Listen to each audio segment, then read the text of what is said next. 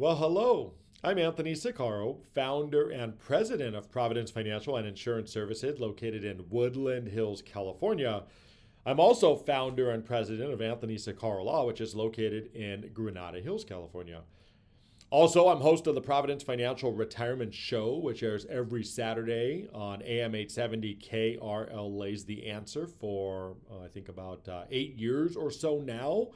And I'm also host of the Providence Financial Retirement Podcast, which you can find by searching for the Providence Financial Retirement Show on your favorite podcast player, or just go to providencefinancialpodcast.com and you can listen to our episodes there. We have over 200 episodes that are just about your retirement. And this video is going to be our special video that I talked about during our client appreciation event for 2022. If you were there, you know that we had a phenomenal time. We had a magician, we had a lot of food, we gave away a lot of prizes, and we gave away a grand prize to Omni La Costa Resort and Spa down in Carlsbad. So we had a lucky winner that won that grand prize. So congratulations. And yet, most of the times in our past client appreciation events, this was our 10th one.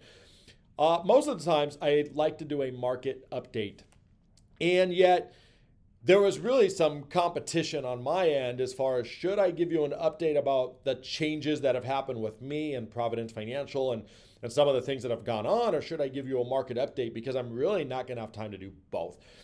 As you see, it already took me a long time to give you an update about some of the changes that have happened at Providence Financial and even Anthony Siccaro Law and the whole list of changes that we went through. So I decided that I would record this YouTube video with a market update so that as soon as you leave the client appreciation event, it would be available and you could watch the market update, which is really the same thing that I would have told you had I been doing this live. So the good news is I'm doing it live, because here I am, but it was recorded just a couple of days ago, so still going to be very current.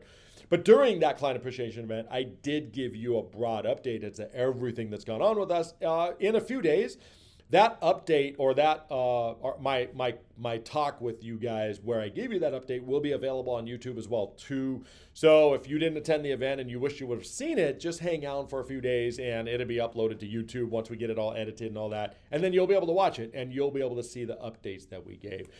But this is going to be the market update, and there's really 5 important things that I want to bring to your attention and talk about in this video. So here's the outline of this video. The first and most important thing is I want to thank you for being clients. That's the only reason we do the client appreciation events, is just to thank you. We only allow clients to come. The exception to that is if a single client wants to bring a guest, we don't want them to come alone. But other than that, it is just for you. So thank you for your trust. We know it's not a light decision that you make when you decide to put your trust and your retirement in us, and we don't take that responsibility lightly, and you know that. So thank you for being clients. If you're watching this and you're not a client, then of course you didn't attend the client appreciation event unless you were one of those exceptions. If you want to learn more, though, go to our website, providencefinancialinc.com, and you'll learn everything you need to know about us, and feel free to call us. Love to have a quick conversation with you. So the first thing out of 5 is thank you for being a client. The second thing that we're going to talk about is I want to give you a quick market update. So we're going to spend some time talking about that. The third thing is we want to talk about and answer the question, are we going into a recession? That's something that's on a lot of your minds. So we're going to answer that question. The fourth thing that we're going to talk about is we're going to talk a little bit about, sorry, forgive me as I review my notes. We're going to talk about investing for income again. Just to refresh your memories, I had a conversation with someone just a few days ago that really reminded me that we probably need to refresh your memories again. So we're going to spend a few minutes talking about income versus growth again. And then finally, we're going to bring it all to a conclusion, and we're going to talk about what you should do at this point with regards to old money and new money. So that's where we are going at this point. So let's talk about a market update. Where is the stock market at this point? Well, the S&P 500 is down 17%. and it's been extremely volatile. At the worst part of the year, it was down almost 24%. We were officially in bear market territory. Then it came back to where it was only down, I think, about 11 or 12%, if I remember right. Now it's down about 17%, somewhere in that range, the S&P 500. These are the 500 biggest companies in the world. So that's down. The federal funds rate's at 4%. And the federal funds, the federal funds rate is really what drives all the other interest rates. The 10-year Treasury, which is considered to be a benchmark rate, that the rate of safe return, really the guaranteed rate you can get with no risk, what they call the risk-free rate of return.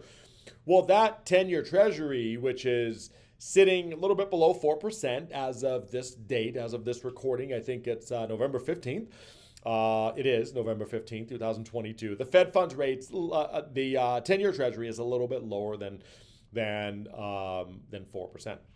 Now, the Federal Reserve raises interest rates to try to slow inflation.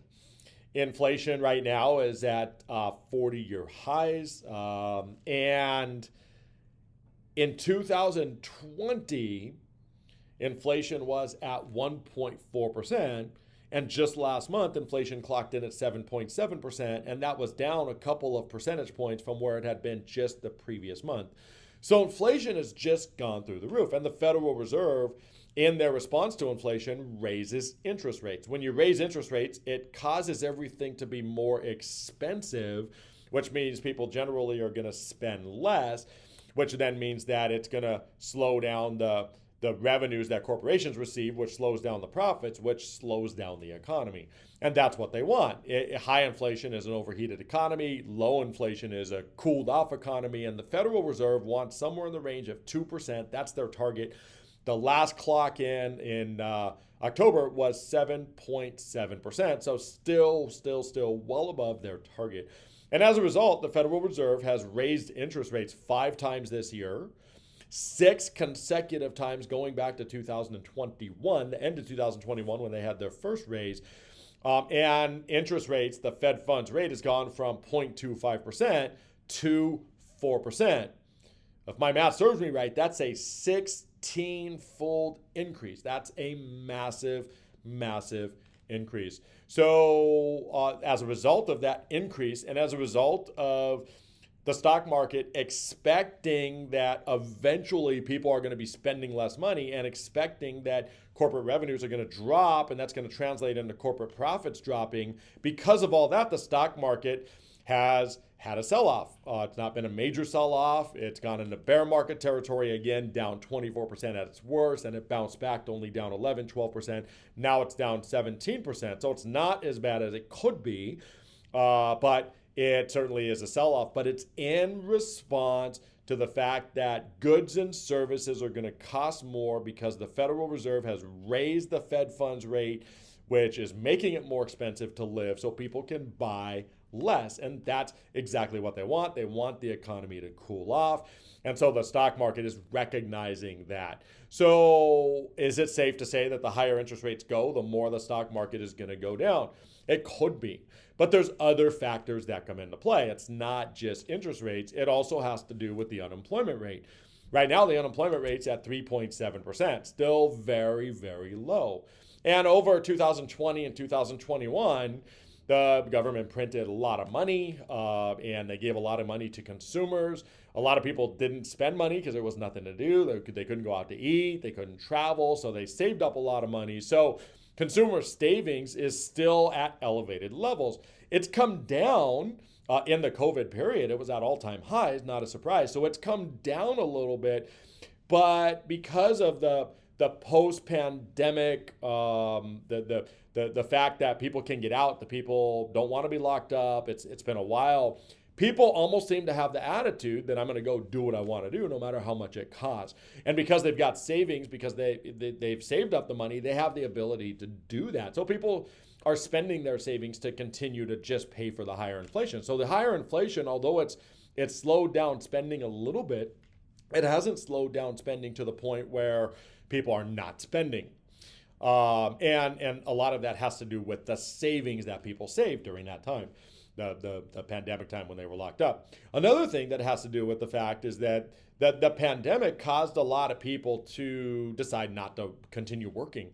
There were people that, stay-at-home moms that, were laid off and realized they like being a mom. And so they didn't want to go back to work, and they kind of got a sample of what it was like to either work at home, or so that when their jobs opened back up again, they didn't want to go back, or maybe just to take time off. They weren't spending the money anyway, so they needed less income, so they became a single mom or single dad if that's your situation. But there were parents that decided they didn't want to spend for childcare, and so they didn't need to work, and so they realized that as a result of COVID. There were other people that are standing up for their values. There are companies today that are laying off people and forcing you to quit if, in fact, you are not vaccinated. And there's a lot of people out there that don't want to be vaccinated, and federal workers and so on, that have decided that they're going to retire early. I've got specific clients. Some of you, we've had this conversation, and it's forced you very specifically to decide to retire early because of the fact that you don't want to get vaccinated. And I don't, this conversation is not about whether you get vaccinated or not. That's not the point. I'm just simply saying that there are people who have made a decision to retire early because of that. There are also people that decided to retire early because they're afraid of COVID. People that are in their 60s or 70s and maybe have some ailments, going on in their bodies. School teachers and people that are around the public. A lot of the people I've heard, again, my own clients, some of you watching this video have decided to just not go back to work because it's not worth it. You don't want to take the risk that you could get COVID and wind up dying as a result of that. So what's happened is there's a lot of people that are not working as a result of COVID. And that means that there's a shortage of labor. And right now, there's somewhere in the range of 1.8 million jobs for every, let me take that back. There's 1.8 million, one more time. Let's try it again. 1.8 jobs available, not million, 1.8 jobs available for every worker. So that's almost 2 to 1, where there's twice as many jobs as there are workers available. So what does that mean in the employment market? What that means is that companies have to fight to keep their employees. Because an employee knows that companies are looking. There's a labor shortage. When there's a shortage of anything, what happens? The price goes up.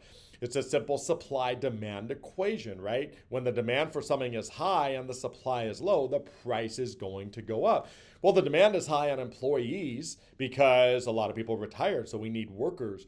And because the demand is high, employees have options. They know that they can go to another company. If they're not happy with theirs, they can go find another one, and they can probably get a raise in the process. I personally have had to give raises to, I'm going to say every one of my employees. And if you're an employee of mine and that's not the case, then I don't know, maybe it's coming. But bottom line is this: I'm pretty sure I've had to give raises to every one of my employees to keep them. And they're all valuable. It's been my pleasure to do that, but that's happened across the board. So the wages have gone up, and because wages have gone up and because people have saved cash, they have been able to afford and effectively not let inflation affect them. So whereas normally in an inflationary time period, people are going to start slowing down on spending money, we haven't seen that happen. So I think that's important to understand about inflation. Now, we have seen some signs that it is starting to cool down. But the Federal Reserve is pretty set on making sure that they don't make the same mistake that they did before, and that is that they, prior to 2019 or 2020, prior to that, when the government's printed all this money, they should have seen inflation coming. So they were behind the 8 ball. They want to make sure that they don't let that happen again. They were caught with their pants down the first time, and they don't want that to happen again. So they're going to keep raising rates until such a time that the economy slows down, and they've said that. Now, one of the things they've said is that they want a soft landing.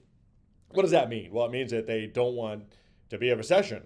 And it's going to be hard for them to have their cake and eat it too, because they want the economic environment to slow down. They want economic activity to slow down, but they don't want there to be a recession. But a recession, by definition, is a slowdown in growth. So I'm going to turn the tables on them. I'm going to say that you do want there to be a recession, but no one says that. It's like the R word is this massive thing. Like, oh my gosh, we're going to have a recession. No, you got to run, right? That a recession's not a bad thing. It's a slowdown in the economy. And I'm almost hearing double talk as to them saying they don't want a recession, but then they're trying to slow down the economy, which by definition is a recession. So it doesn't make sense. What I think they're really afraid of is that if it's the negative wealth effect.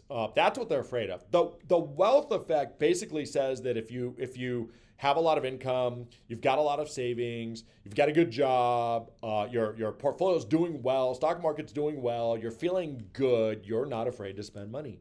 You'll go spend money. So the better things do, the more people spend. Well, the negative wealth effect is that the worse things do, the less people spend. So recession is more of a psychological thing than it is a realistic thing or something to be afraid of. If all of a sudden the news comes out and we're in a recession, and you got to quit, and the reality is it gets people feeling bad, and then people aren't going to spend money. So now it becomes an avalanche. So whereas you want the economy to slow down, the fear is that if the Federal Reserve gets the economy to slow down too much, mentally, psychologically, we start thinking that, oh my gosh, we're in a recession, and everyone quit spending money.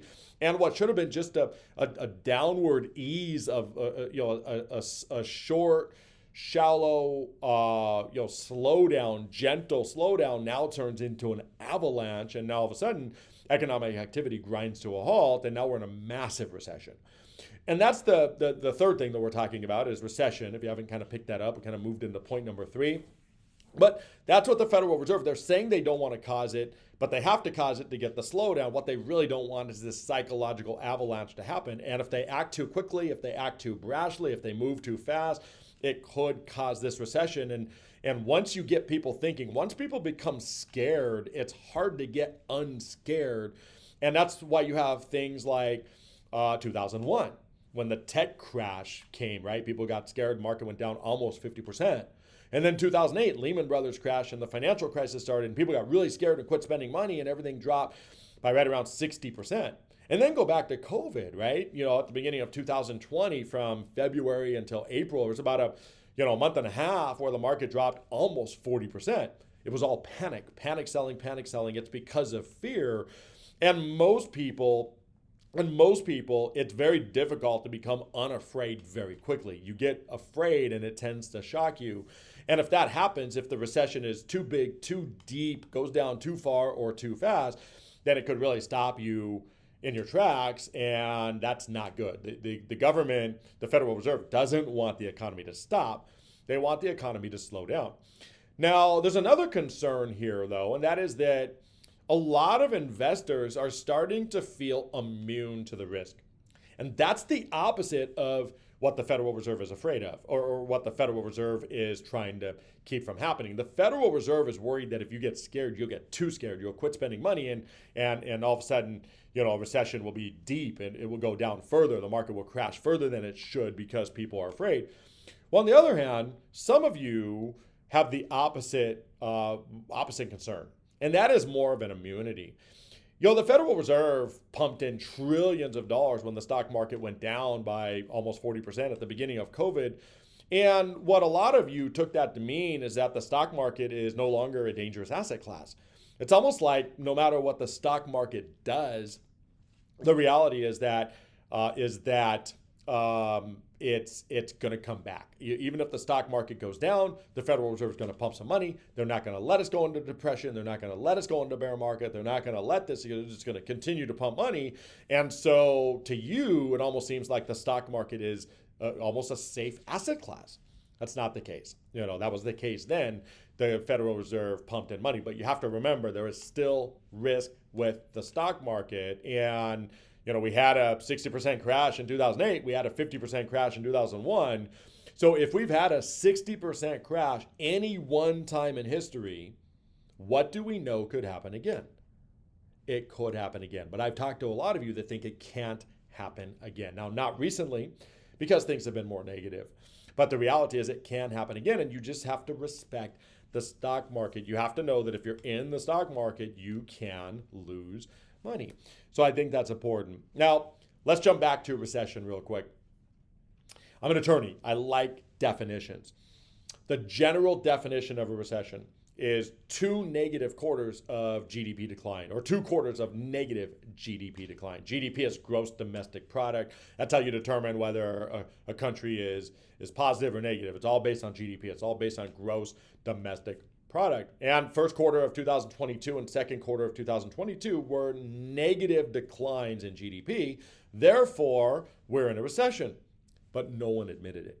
And the reason that no one admitted it is because the National Bureau of Economic Statistics has another definition for recession. It's almost like they don't want you to be in a recession. They don't want you to think you're in a recession. If you think you're in a recession, then you're not going to spend stuff, and the slowdown's going to be too fast. Everything we talked about before. So they don't want you to think we're in a recession. So even though legally, by definition, we're in a recession, they're saying, nah, we're not. Here's their definition of recession. I'm going to read it. Significant decline in economic activity spread across the economy and that lasts for more than a few months. Bottom line, they determine if we're in a recession or not you. There's no definition. So therefore, we have no idea what a recession is. Now, the reality is the legal side of me says that's hogwash. We were in a recession. But Bureau of Economic Labor Research says, no, we're not in a recession. And I understand why they're saying that. And yet there are a lot of people saying that in 2023, we are going to be in a recession. And they point to a couple of things. But the main thing that they point to as to why it's going to take a long time to get to recession, and that's a big factor, is why are we not in recession yet, according to the Bureau of Labor National Bureau of Economic Research, thank you. Why are we not in recession yet? They point to the fact that we have to have an unemployment rate that approaches 6%. So people have to be unemployed. People have to not be able to spend money. People are still able to spend money now, and yet we know that they're going through their savings. We know that the demand for labor is going down. There used to be 2-to-1 ratio of jobs available to workers. Now it's only 1.8-to-1. So that's going down. As the demand for something goes down, the price goes down. So the reality is that unemployment has to go up in order to do that. And that's a headwind for a recession.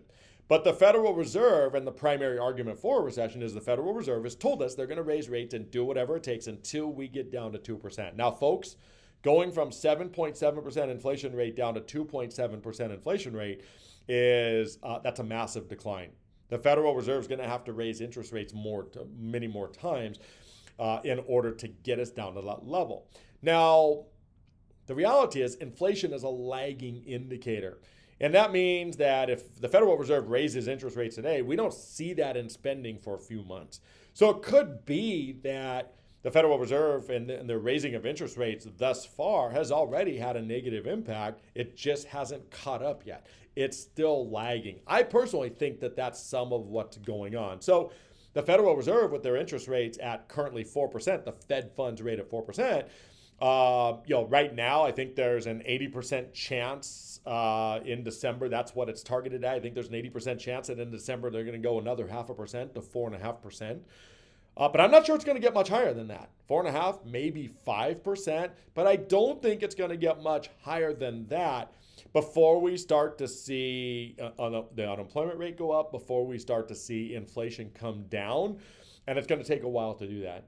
And the Federal Reserve, the last 4 rates have been 0.75%. So the fact that in December it looks like it's going to be 0.5%, and that could change.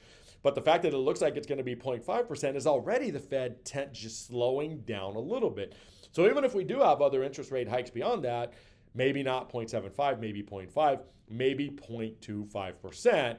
So in other words, it almost seems like they're taking their foot off of the accelerator a little bit, which then means that it's not going to be as bad for the stock market because interest rates are not going to go up as fast as they have been raising them. So a lot of people think that we are going to have a recession in 2023. I think at some point we're going to have a recession where they have to admit it's a recession. I'm not sure it's going to be 2023. Could be 2024. But sometime in the next year or two, I think it is likely that we have a recession. And if we have a recession, what's going to happen is the Federal Reserve is going to then be required Federal Reserve is going to be required to lower interest rates again, especially if the psychological negativity takes effect and people start thinking bad. Then the stock market starts snowballing down. I don't think they're going to let that happen without lowering interest rates. So bottom line is that I think, and a lot of people think that there is going to be a recession. Now, how does interest rates and recession interplay with fixed income portfolios? So what does all this mean to you? Well, you're invested for fixed income if you're with our firm. That's what we focus on. And I want to remind you of how fixed income works. But I want to talk about the bond market before I actually do that. But when we talk about the bond market is really an indicator of all fixed income investments, if you will. Okay? When we think of fixed income, bonds are the first things that come to mind. But all the different investments you have, the preferred stocks, the real estate investment trusts, the business development companies, all of those are in the category of fixed income, and they work like bonds. They're not bonds, but they work like bonds. And the bond market, the fixed income market, will fluctuate opposite of what interest rates do.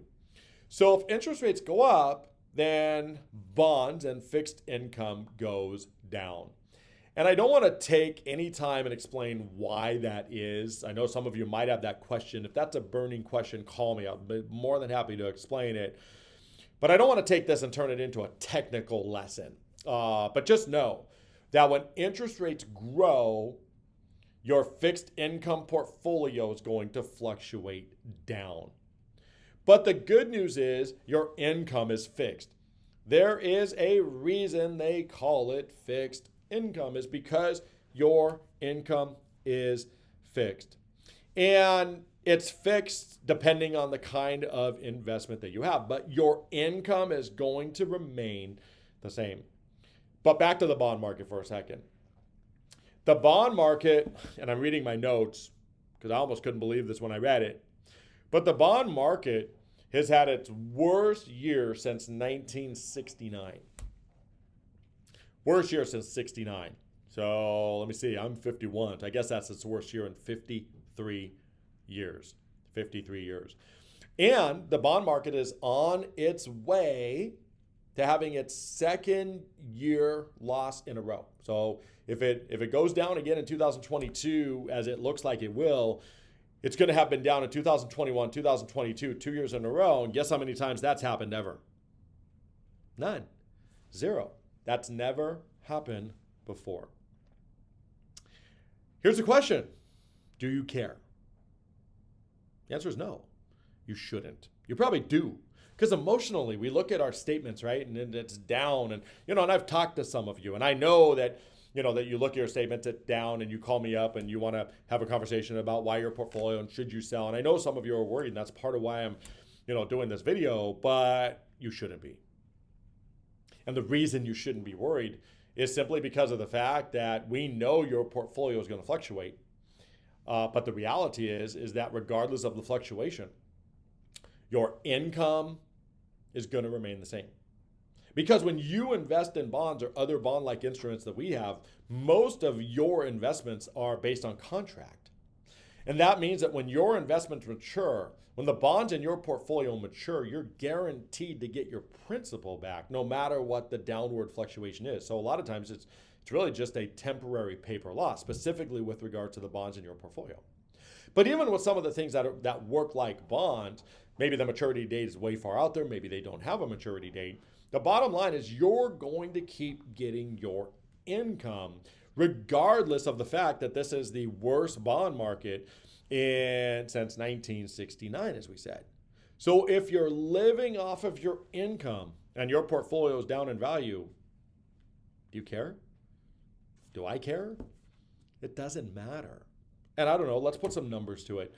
If you have $1 million portfolio, and you're getting $40,000 or $45,000 a year of income off your portfolio, and you're spending your $45,000 a year, that you're spending the interest and dividends. If your $1 million portfolio, if that grows to $1.2 million, it doesn't matter, right? because you're still getting your $45,000 a year.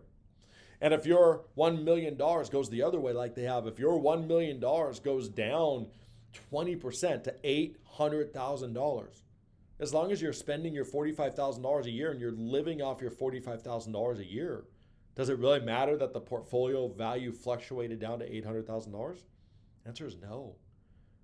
If you have $1 million home and it's paying you $45,000 a year of rent, and your $1 million drops, or your $1 million home, the value of your home drops from $1 million to $800,000, do you care as long as your rent's on time every month? The answer is no. And I know I've given you this before. A lot of you are thinking, oh, we've here goes Anthony again talking about the real estate. But I also know that many of you, with reality having set in, the fact that most of your portfolios now are down between 10 and 15%. I think between 12 and 15% is kind of where most of you are. It's important to understand why. And a lot of you, have just asked the question of me, should I be concerned? And a lot of you have forgotten what we've talked about many times before. So I'm just really refreshing your memory that your portfolio is going to fluctuate, but your income is going to remain the same. So as long as you're living off your income, then guess what? You're still going to get your income, regardless of what the portfolio is.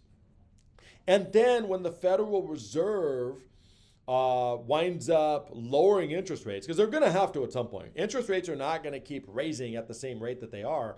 When the Federal Reserve lowers interest rates, and then I'm expecting in the next year or two, and it could be 6 months, it could be a couple years, but I'm expecting that the value of the bonds and other fixed income investments are going to come up.